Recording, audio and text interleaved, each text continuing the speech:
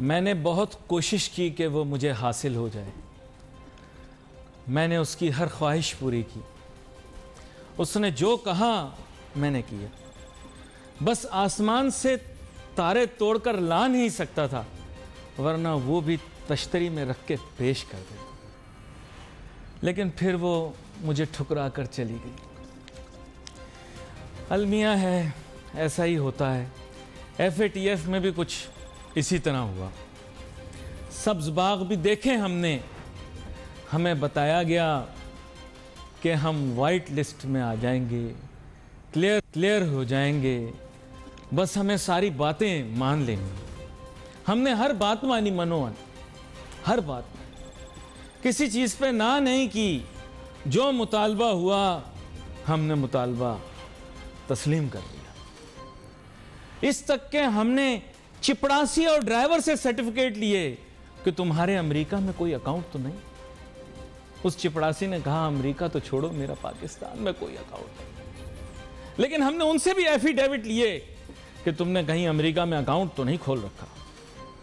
बस ये है कि हमने सड़क पे भिखारी तक को न छोड़ा। अगर उसने कभी बैंक अकाउंट खोला तो हमने उस तक से पूछा, बता भाई तेरी जरिए आमदन क्या है। लेकिन FATF ने फिर भी हमें ग्रे लिस्ट में रखा। समझ नहीं आई बहुत सारे लोगों को। अब हकीकत आपको बता दूं तो फिर एक मसला, एक तूफान उठ जाए। बात कुछ ऐसी है कि FATF की शराइत बड़ी सीधी सादी थी। वो लागू होती थी खवास पे, खवास खास की जमा, वो खवास पे लागू होती थी। वो सारी अवाम पे लागू कर दी। गोरा अभी उस यूनिवर्सिटी का प्रोफेसर होके निकल गया जिस यूनिवर्सिटी के ज़ेर इंतज़ाम किंडरगार्टन यानी KG में हमारा अभी दाखिला हुआ है। आप अपने आप को बहुत शाना और होशियार समझते हो। अवाम पे बोझ डालकर, अवाम पे सख्तियाँ कर कर, लेपा पोती कर कर हमने ये साबित करने की कोशिश की कि जनाब वाला हमने FATF की शराइत पूरी कर दी। लेकिन FATF दरअसल खवास, सरमायाकार, वो लोग जिनके पास पैसे हैं, जो लोग उसका गलत इस्तेमाल कर सकते हैं, जिन्होंने गलत ज़राए से हासिल किया और गलत ज़राए पर खर्च किया, उनको पकड़ना चाह रहे थे। लेकिन हमने छोटे छोटों को पकड़कर बंद कर दिया। ये बिल्कुल ऐसे ही है जैसे ईद के मौके पर वो मवेशी मंडियां जो थीं, सिवाय जो एक सरकारी तौर पर अप्रूव्ड मवेशी मंडी, उसके अलावा मंडियां अलाउ नहीं थी। तो क्या किया कि जानवर और मवेशी पकड़ लिए, उनको बंद कर दिया। किसी गाय शीला हैं, किसी बकरी मुन्नी हैं, इन सबको पकड़ के बंद कर दिया। लेकिन दर हकीकत मसला कुछ और था। खैर एनीवे, अब तो आ गए ग्रे लिस्ट के अंदर, कोई बात नहीं। आराम आई, हुण आराम आई। अब आगे चलते हैं। अब जो हुआ सो हुआ। जनाब आज़म खान सोहरवर्दी साहब, जो कि माशी तज्ज़ियाकार भी, स्टॉक एक्सचेंज के स्टेक होल्डर भी हैं और इसके अलावा इक़्तिसादियात के शोबे पर बड़ी गिरफ्त रखते हैं। इनको आज हमने मदऊ किया। सबसे पहले इनको वेलकम करते हैं शो में। आज़म खान साहब, welcome to the show. Thank you. थोड़ी वाबस्तगी मैं कहता हूँ सियासत से भी, सियासी मामलात को भी जानते हैं, थोड़ी मईशत से माशियात को भी जानते हैं, इक़्तिसादियात से बहुत ज़्यादा इक़्तिसादियात को भी जानते हैं। सर ये माजरा हुआ क्या? हमारी उम्मीदों को कहाँ से कहाँ पहुँचा दिया आपने, फिर उसके बाद दोबारा ग्रे लिस्ट, समझ कुछ नहीं आया। क्या कहते हैं? देखिए, बहुत शुक्रिया अली। मैं समझता हूँ कि 2012 की एक ट्रांजैक्शन है जिस ट्रांजैक्शन के ऊपर इतने बड़े मामलात हुए और उस मामलात को बेहतर तरीके से हैंडल नहीं किया गया 2013 से लेके और 2017-18 तक। उसके बाद जब ज़्यादा प्रेशर आया और जब बिल्कुल ये लगने लगा कि आखिरी वक्त आ गया और हम ब्लैक लिस्ट में जाने वाले हैं, उसके बाद पाकिस्तान के हुकूमत ने और पाकिस्तान के लोगों ने इसको सीरियस लिया और पिछले 1 साल से इसके ऊपर काम शुरू किया। अगर 2013 से इसको सीरियस ले लेते, क्योंकि पाकिस्तानी है ना और सोच भी पाकिस्तानी है, जब तक आखिरी वक्त ना आ जाए और पानी सर से ऊपर ना गुजरे, जब तक कि होश ही नहीं आता, हर चीज़ को नून सीरियस लेते हैं। और सबसे बड़ी बात है कि पाकिस्तान में तो हर 6 महीने के बाद लगता है कि गवर्नमेंट जाने वाली, नई गवर्नमेंट आने वाली है। तो जो मौजूदा गवर्नमेंट होती है वो सीरियस लेती नहीं है इन चीज़ों को, जिससे पाकिस्तान का ताल्लुक हो जिन तमाम मामला से। एक साल के अंदर इन तमाम मामलात को सीरियसली टेकअप किया गया और ये 27 पॉइंट जो थे इनके ऊपर काम किया गया। पहले बहुत कम थे, 10-11 किए, फिर 17 किए, फिर अभी 21 कर दिए हैं। तो मैं समझता हूँ कि बिल्कुल ये सही आपने इंट्रो किया, बहुत बेहतरीन ये अल्फाज है कि मामलात उन्हीं चंद लोगों के हैं जो 2% तबका है पाकिस्तान के अंदर, जिसने तमाम जगह के ऊपर जिसकी मोनोपोली है और जो तमाम तरीक़ों से गवर्नमेंट को, मौजूदा गवर्नमेंट को, जो भी किसी की गवर्नमेंट हो, उसको ब्लैकमेल करता है और अपने काम करवाता है और काम करता है। वो उन्हीं के मामलात थे, उन्हीं मामलात को टेकअप करना था, उन्हीं लोगों को जो है वो नोटिस भेजने थे। ये नोटिस भेजने की वजह से आपने देखा था पिछले 1 साल पहले स्टॉक मार्केट जो है वो 42,000 से 28,000 हो गई थी, फिर जो है वो श्योरिटी के बाद दोबारा से 42,000 हुई, फिर दोबारा गिर गई। यही वो लोग हैं जो प्रॉपर्टी के अंदर भी हैं, जो मनी लॉन्ड्रिंग के अंदर भी हैं, जो इन मामलात के अंदर भी हैं। उन लोगों को अगर प्रॉपर्ली एड्रेस कर दिया जाता है जब भी, तो वो प्रेशर आ जाता है, वो ब्लैकमेलिंग वाला आंसर आ जाता है, वो मामला ख़राब हो जाते हैं। उसके लिए फिर ऑल ओवर द पाकिस्तान आपको एक जो है वो नोटिस इशू करने पड़ते हैं, लोगों को परेशान करना पड़ता है, लोगों से उसकी क्लैरिफिकेशन लेनी पड़ती है। तो इस AML के चक्कर में और KYC को प्रॉपर करने के लिए आपने देखा है कि बैंकिंग सेक्टर के ऊपर बहुत मेजर पेनल्टीज लगी हैं। उसके बावजूद भी उनके जो अभी रिजल्ट्स आए क्वार्टर के बहुत बेहतर आए, लेकिन मैं समझता हूं कि ये मामला अभी भी इतने अच्छे नहीं है, इनको सीरियस लेने की ज़रूरत है और पाकिस्तान का इमेज इससे बहुत बुरी तरह मुतासिर होता है। अच्छा आजम साहब, एक बात आपसे करता हूँ। एक कारोबारी शख्सियत हैं, मैं एक मरतबा उनके साथ बैठा था, मैंने उनको कहा कि हर कामयाब आदमी के पीछे एक औरत का हाथ होता है, तो आपके पीछे किसका हाथ है? तो उन्होंने मुझे बड़ा मज़ेदार जवाब दिया अंग्रेज़ी में। वो मुझे कहने लगे, behind every successful and rich man there is a crime. मैं चुप हो गया, मेरे पास सवाल का जवाब नहीं था। क्या पाकिस्तान में, दिल पे हाथ रख के बताना है, क्या पाकिस्तान में डर्टी मनी है? क्या पाकिस्तान के अंदर ऐसा पैसा है जिसके दुरुस्त ज़राए नहीं हैं? क्योंकि आप जानते होंगे कि बुनियादी जिन चीज़ों पर ये फोकस कर रहे हैं वो है ड्रग्स, मंशियात, गन रनिंग, ऑर्गेनाइज्ड क्राइम, ये जो बातें मैं आपको बता रहा हूँ, ह्यूमन ट्रैफिकिंग, स्लेवरी, ये मैं आपको बुनियादी कुछ नुक्ते बता रहा हूँ जिसके ऊपर इनका फोकस है। और फिर most of all terror financing. देखिए सर, ये नुक्ते हैं, अवाम को कुछ और बताया जा रहा है, हकीकी नुक्ते ये हैं। मंशियात का पैसा, ड्रग्स का पैसा, गन रनिंग का पैसा, human trafficking, slavery and most of all terror financing, ये है इनके मैंडेट में। क्या कहते हैं आप? नहीं, बिल्कुल आप सही कह रहे हैं। मुझे दिल पे हाथ रख के बताने की ज़रूरत नहीं है, क्योंकि ज़बान से ज़्यादा ताकतवर चीज़ कोई होती नहीं है और जाने के बाद किसी को जवाब तो देना नहीं है कि क्या बात करी है, क्या बात नहीं करी है। बात सिंपल, बड़ी सिंपल बात है और बड़ी लॉजिकल बात है आपकी। 20 साल में मैंने तो स्टॉक मार्केट के अंदर यही देखा कि पाकिस्तान में, और मैं अक्सर कहता भी हूँ ये, और बर्मला इस बात को मैं इज़हार करता हूँ, इसमें कोई ढकी छुपी बात नहीं कि पाकिस्तान के 74 साल के अंदर पाकिस्तान के 70s तक का जो दौर था वो बहुत बेहतर दौर था। उसके बाद जो पाकिस्तान में माशी मामलात हुए, उसके बाद जब लोगों को शऊर आया, समझ आई मुल्क मिलने के बाद, उनको तो 20-25 साल ये रियलाइज़ नहीं हुआ कि अल्लाह ने उनको किस नेमत से नवाज दिया है और कायदे आज़म की मेहनत के बाद आपको क्या चीज़ हासिल हो गई है। जब 20-25 साल के बाद ये शऊर आया, समझ आई, तो फिर उन्होंने गैमलिंग और तमाम मामलात को शुरू किया और फिर पाकिस्तान को तो बड़ा नहीं कर सके। वो पाकिस्तान तो वहीं का वहीं रह गया जहाँ 1970s के अंदर था। चंद फैमिलीज, चंद लोग जो कि तकरीबन 90 से 100 के करीब लोग हैं, वो आपका साइज़ देखें आप कहाँ से कहाँ चले गए। जो लोग गरीब आए थे, जो लोग बिल्कुल मुतवस्सित तबके से ताल्लुक़ रखते थे 1947 के अंदर, वो आज फैमिलीज़ पाकिस्तान की टॉप फैमिलीज़ हैं। और वो फैमिलीज़ जिन्होंने इस लाइन को नहीं पकड़ा और वो इस गलत तरीके के ऊपर नहीं गए, वो आज वहीं के वहीं खड़े हुए हैं जहाँ 1947 के अंदर वो पाकिस्तान में खालियात आए थे।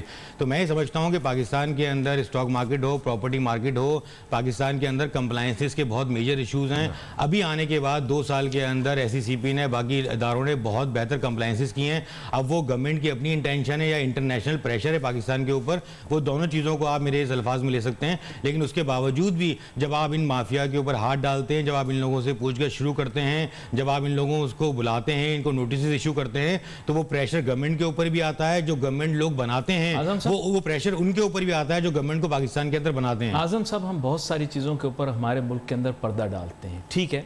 कुछ माफियाज ऐसे हैं जिनका जिक्र आपने भी किया, मैं भी करता रहता हूँ और हुकूमत भी करती रहती है। इस तक के वज़ीर आज़म पाकिस्तान इमरान खान साहब ने भी उनका जिक्र किया।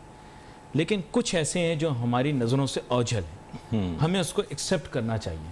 जिन चीज़ों के बारे में बात हुई है, ब्रेक के बाद वापस आते हैं। नाजरीन, मैं अकेला वो हूँ मीडिया के ऊपर जो मुस्तकिल बुनियादों के ऊपर पाकिस्तान का एक बुनियादी मसला बयान करता हूँ, जो कि है मंशियात, ड्रग्स। पाकिस्तान में ड्रग्स बहुत ज़्यादा हैं इनको कर्टेल करने की ज़रूरत है। पाकिस्तान में वेपन्स और गन रनिंग बहुत ज़्यादा है। अगर आपने किसी कौम को तबाह करना हो तो वहाँ पर ड्रग्स छोड़ दें आप, जो कि 80s की दिहाई में हुआ, और वहाँ पे गन्स आम कर दें, वो मुल्क ख़राब हो जाता है। लेकिन लोग पता नहीं क्यों ये मंशियात वाले मामले को कभी डिस्कस नहीं करते। यहाँ पर एक छोटी सी ब्रेक लेते हैं, ब्रेक के बाद वापस आते हैं और इस पर गुफ्तगू करते हैं।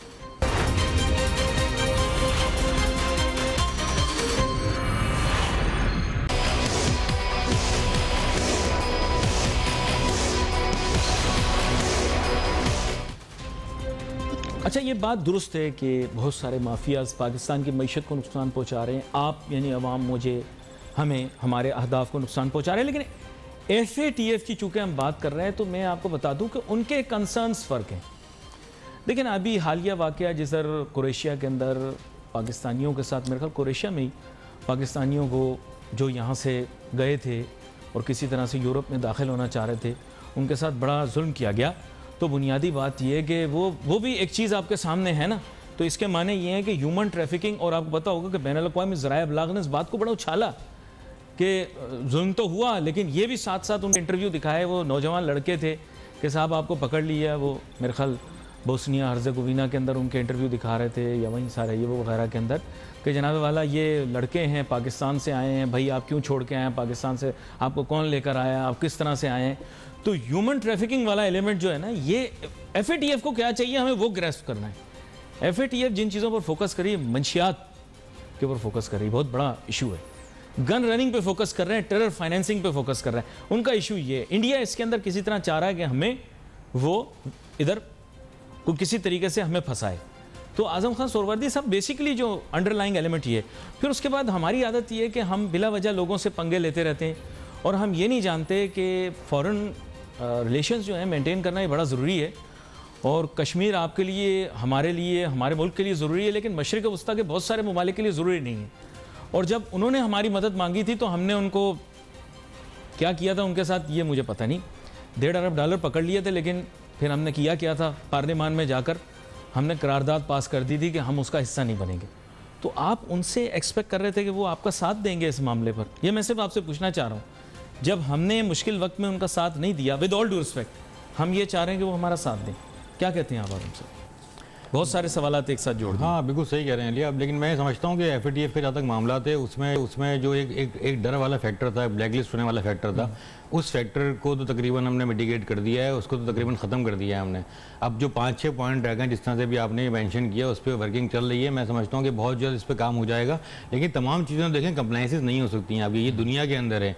आपका ड्रग्स के जो मामला आते हैं, जो आपने बाकी की चीज़ों की बात करी है, ह्यूमन ट्रैफिकिंग का बहुत बड़ा इशू है sir, human trafficking and slavery का। देखिए, वो बांग्लादेश हो, वो श्रीलंका हो, वो पाकिस्तान हो, वो ऐसे, इंडिया भी जैसे कि आपका कीनिया है, नैरोबी है, ये तमाम ऐसे ममालिक हैं जो 8-10 ऐसे ममालिक हैं जहाँ की आबादी का तनासुब बहुत ज़्यादा है। पाकिस्तान की तकरीबन जाहिर बात है कि अभी वो कहते हैं कि 20-21 करोड़ आबादी है, लेकिन मेरे हिसाब से 24 करोड़ की आबादी पाकिस्तान में हो चुकी है। और पाकिस्तान में आपको पता है कि जो हालात हैं इस वक्त, जो पाकिस्तान की मईशत के हालात हैं, लोगों को अपने फ्यूचर के लिए जाहिर बात है बाहर निकलना होता है। अब कुछ लोग जाहिर बात है, ज़्यादातर लोग उसका लीगल तरीक़ेकार लेते हैं, कुछ लोग बहकावे में आ जाते हैं, क्योंकि जाहिर बात है लिटरेसी रेट तो आपका बहुत ही ज़्यादा लो है पाकिस्तान के अंदर। लेकिन आज़म साहब, एक लुकमा, एक सवाल मेरे जहन में आ रहा था, पता नहीं लोग उससे नाराज़ ही क्यों ना हो जाएं, शायद आप भी नाराज़ हो जाएं। अगर यूरोपियाई ममालिक और दीगर तरक्की याफ्ता ममालिक जो हैं वो पाकिस्तानियों के लिए अपना वीज़ा खोल दें तो पाकिस्तान की आबादी कितनी रह जाएगी? गलत सवाल तो नहीं पूछ? देखिए, नहीं, वैसे पूछ रहा हूँ सर, क्योंकि पूरा मुल्क तो पूरा दिन नाचता रहता है, गाता रहता है, नारे लगाता रहता है, पाकिस्तान जिंदाबाद। लेकिन जब किसी और मुल्क का वीज़ा मिल जाता है तो भाग जाते हैं सर छोड़ के। अपने मुल्क को कहीं स्कॉलरशिप मिल जाती है तो भाग जाते हैं सब लोग अपने मुल्क को छोड़ के। सियासतदान भी लिहाज नहीं करता, वो भी चला जाता है। तो मुझे ये बताओ, ये कैसी मोहब्बत है जो दूसरी बीवी के पास जाकर वहां बैठकर बंदा पहली बीवी को याद करता रहे कि मेरी पहली बीवी बहुत अच्छी थी? आजम साहब, मुझे समझ में नहीं आई, बुरा ना मानना, ये इस कॉलो फेल के तजाद को उर्दू में क्या कहते हैं सर? बात अली बिल्कुल ठीक है। मैं आपको ये तो अर्ज कर रहा हूँ कि देखें, पाकिस्तान के अंदर और दुनिया के अंदर, यूरोप में, अमेरिका के अंदर, पाकिस्तान और यूरोप अमेरिका के अंदर डेवलपमेंट के अंदर, इंफ्रास्ट्रक्चर के अंदर, एजुकेशन के अंदर, लिटरेसी रेट के अंदर, जो रिजर्व्स हैं, उनका जो पैसा है, जो फ्यूचर है, उसमें बहुत फर्क है। मेरे दिल को जो दुख पहुंचा ना उन लड़कों के जो बैनुल-अक़वामी ज़राए इब्लाग़ पे इंटरव्यू दिखाए और उनसे पूछा आप पाकिस्तान छोड़ के क्यों आए, और जब उन नौजवानों ने, जो हो सकता है पाकिस्तान में फेसबुक के ऊपर लिखते हो I love you Pakistan, disco dance, वहां जाके जो उन लड़कों ने बोला ना कि पाकिस्तान में कुछ नहीं है, पाकिस्तान में कोई आमदन के जराए नहीं है, पाकिस्तान में कोई नौकरी नहीं, यकीन करें ऐसे लग रहा था जैसे खंजर कोई मेरे जो है ना जिगर में मार रहा है। तो ये कैसे ये हमारी मोहब्बत है कि जो यहां पर हैं तो मजबूरी में नारे मार रहे हैं, दूसरे मुल्क में जा रहे हैं तो हमारी बुराई कर रहे हैं। देखिए वो कैसे जानवरों की तरह वहां पे कंटेनरों में डाल के लेके जा रहे हैं और वहां जाके हमारे वतन को बुरा कह रहे हैं। अली बहुत दूर चले गए। बात ये है कि आप तो उन लड़कों के ऊपर चले गए जो कि एक आम इंसान है और आम तबके से ताल्लुक रखता है। पाकिस्तान में तो हालात ये हैं, आपको भी अंदाज़ा होना चाहिए कि जो शख्स पाकिस्तान में 3 दफ़ा वज़ीर आज़म रहा, जो पाकिस्तान की सबसे बड़ी पॉलिटिकल पार्टी है, जब उनके ऊपर प्रेशर आया, जब उनके ऊपर मामला ख़राब हुए तो उन्होंने भी पाकिस्तान से बाहर जाके पाकिस्तान के खिलाफ नारा लगाया, पाकिस्तान के खिलाफ बातें करी हैं। ये तो एक मजाक बन गया पाकिस्तान के अंदर कि जब तक पाकिस्तान में इंसान मौजूद होता है, पाकिस्तान में कमा रहा हो रहा होता है, लूट रहा होता है और वो अपनी जेबें भर रहा होता है, उस वक्त पाकिस्तान सबसे अच्छा होता है उसके लिए।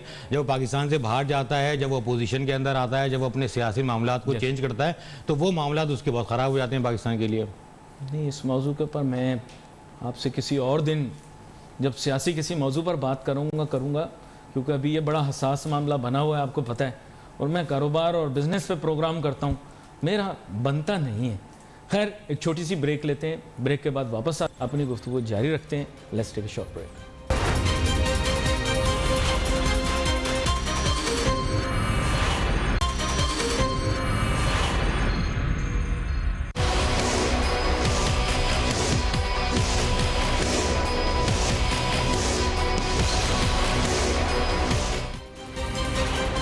उनको इन बुनियादी फाइनेंशियल चेक्स एंड बैलेंसेस से क्या मिलेगा? नहीं, वो क्या जानना चाह रहे हैं, अगर वो हमसे जानना चाह रहे हैं कि पैसा कहाँ से आया और कहाँ गया, बुनियादी तौर पे मुद्दा आपके सामने बयान ही नहीं किया गया। बेसिकली उनका इंटरेस्ट हमारे मुल्क में कभी होता है, टू बी वेरी फ्रैंक, उनको हमारे इंटरनल इश्यूज से कोई कंसर्न है ही नहीं। वो उनको सिर्फ अपने कंसर्न है कि हमारे साथ कुछ ज्यादती ना हो, हमारे मुल्क में कोई वाक़या पेश ना आए, वर्ल्ड एट लार्ज को कोई बहुत बड़ा नुकसान ना हो। और इंडिया ने FATF को जहन में रखते हुए कुछ थिंक टैंक्स बना लिए थे कारगिल के बाद। कारगिल में हमने बड़ी फैंटी लगाई उनकी, और उसके बाद हमें नहीं बताया गया, हमें ये कहा गया कि जी कारगिल के अंदर हम शिकस्त हो गई, हम वापस आ गए। उनका भी किसी ने कहा उनकी शिकस्त हो गई, वो उन्होंने हार मान ली, किसी ने कहा जी हमने सालसी करवा के अपने आप को बचा लिया। लेकिन ट्रूथ ये थी कि कारगिल पाकिस्तान की बहुत बड़ी फतह थी।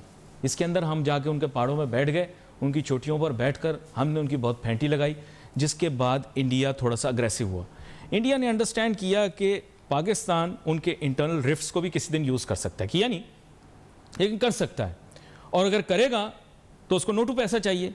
जैसे इंडिया के बहुत सारे डिस्टर्ब प्रोविंसेस हैं, यूपी, बिहार, वहाँ पे बहुत दहशत गर्दी है, एक मैं बात कर रहा हूँ, लेकिन वहाँ पर ऑर्गेनाइज दहशत गर्दी, सियासतदान भी उसमें इन्वॉल्व है। तो इंडिया का खौफ ये था कि कहीं ये 2-3 जो जगह हैं, यहाँ पर हिमाचल में अभी तक नहीं हुआ लेकिन वहाँ पे गड़बड़ करवा दे। तो इंडिया ने खौफ में थिंक टैंक बनाए और फिर FATF के ज़रिए फिर मुकदमा तैयार हो गया। अब हमने अगर उसको कम्पीट करना है आज़म खान सोहरावर्दी साहब, तो हमें भी कोई थिंक टैंक बना लेना चाहिए। क्या कहते हैं आप? Think tank versus think tank होना चाहिए ना सर।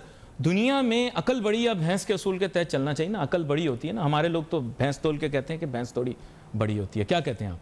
मैं समझता हूँ कि अली थिंक टैंक तो पाकिस्तान के अंदर मौजूद है, इसमें कोई शक नहीं है, और पाकिस्तान ऐसे तो कोई हवा में चल नहीं रहा है बेसिकली। और 1971 के बाद जब जाहिर बात है पाकिस्तान का एक हिस्सा अलग हुआ पाकिस्तान से, तो उसके बाद पाकिस्तान को सीरियस सोचने की ज़रूरत थी और समझने की ज़रूरत थी कि क्या मामला होंगे। बदनसीबी ये है कि पाकिस्तान में एक तरह का सिस्टम चलता नहीं है। पाकिस्तान के अंदर 74 साल के अंदर आप देखेंगे 32-33 साल आपकी माशाल्लाह लगी रही है, उसके बाद जो है वो डेमोक्रेसी आई है। और लोग ऐसे ही नहीं कहते पाकिस्तान के अंदर कि democracy is the best revenge, कि जब जब डेमोक्रेसी आई है पाकिस्तान के अंदर जो हालात हुए हैं वो सपने देखें क्या हालात हुए हैं पाकिस्तान के अंदर, और वो हुकूमतों को चलने भी नहीं दिया गया। 1 साल 2 साल 3 साल, इससे ज़्यादा की वो हुकूमतें नहीं हैं, इससे ज़्यादा के मामलात नहीं हैं। पहली दफ़ा ऐसा हुआ है कि नज़र आ रहा है कि पिछली हुकूमत जो चीज़ छोड़ के गई थी वो पॉलिसीज़ को जो है वो कैरी फॉरवर्ड कर रहे हैं, वो उसको लेके जाना। यूरोप की मिसाल ले लें, आप अमेरिका की मिसाल ले लें।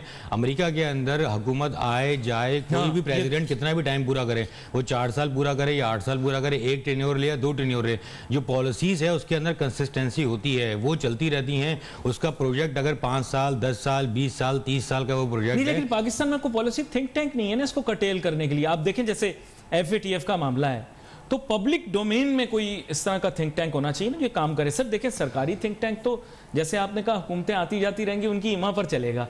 तो पब्लिक के अंदर कोई थिंक टैंक होना चाहिए। सर अमेरिका के अंदर आप जाएं, हर रियासत में, आप जिक्र कर रहे थे अमेरिका, आप जब गए आपने नोट किया होगा ये कि हर रियासत में, हर जगह पर, हर तालीमी इदारे के साथ मुंसलिक एक आज़ाद पब्लिक डोमेन के अंदर थिंक टैंक है जो वक्तन फवक्तन अपनी पॉलिसी रिकमेंडेशंस देता रहता है। इसीलिए कोई भी सदर आए जाए, अमेरिका की एक लॉन्ग टर्म स्ट्रेटेजिक पॉलिसी बनी हुई है। क्या कहते हैं आप? पाकिस्तान की बदनसीबी ये है कि पाकिस्तान में जब 18 अमेंडमेंट से पहले जब आपके पास सदारती निज़ाम था, तो उस वक्त जब सदर पाकिस्तान आते थे तो पूरी की पूरी कैबिनेट, पूरी की पूरी टीम, वजीर ख़जाना से लेके और गवर्नर स्टेट बैंक से लेके तमाम टीम अपनी लेके आते थे।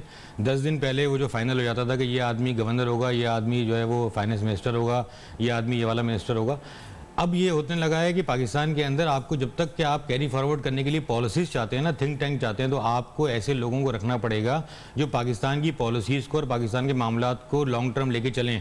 अब होता ये कि 18 अमेंडमेंट के बाद जब आपके सारे इख्तियारात प्राइम मिनिस्टर के पास आ गए, तो प्राइम मिनिस्टर आने के बाद तमाम की तमाम टीम अपनी लेकर आते हैं। इसलिए आपने देखा कि जब ये गवर्नमेंट बनी 25 जुलाई की 2018 के बाद, तो फाइनेंस मिनिस्टर पहले अलग थे, फिर 6 महीने के बाद उनको चेंज करना पड़ा, क्योंकि सारी बात है वो IMF के इमाम पे करना पड़ा, या वर्ल्ड बैंक के इमाम पे करना पड़ा, या इंटरनेशनल लॉबी के इमाम पे करना पड़ा आपको, कि वो भी ये चाहते हैं कि लॉन्ग टर्म के अंदर पाकिस्तान के अंदर इस तरह की स्ट्रेटजी बने।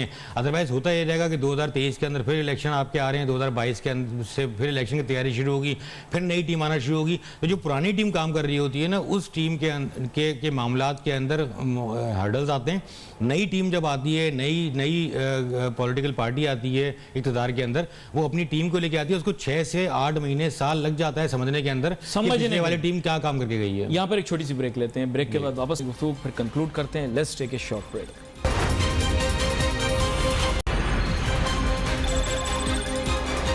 नाज़रीन welcome back after the break. चलिए कंक्लूड करते हैं आज की गुफ्तगू को। सबसे अहम चीज़ यही है कि जनाब FATF के अंदर पाकिस्तान फिर दोबारा ग्रे लिस्ट के अंदर, और हमारी उम्मीदें तवक्को आसमान पर। हमें तासुर ये दिया गया, हाइप ये क्रिएट की गई कि कल होगा। हमें पता नहीं क्या लग रहा था कि शायद ये कोई बॉक्सिंग का मैच है जिसमें अगर हम शोहरत और मशहूरी अपने लोगों के दरमियान कर लेंगे तो फिर हमारा बॉक्सर जीत जाएगा। ऐसा नहीं होता।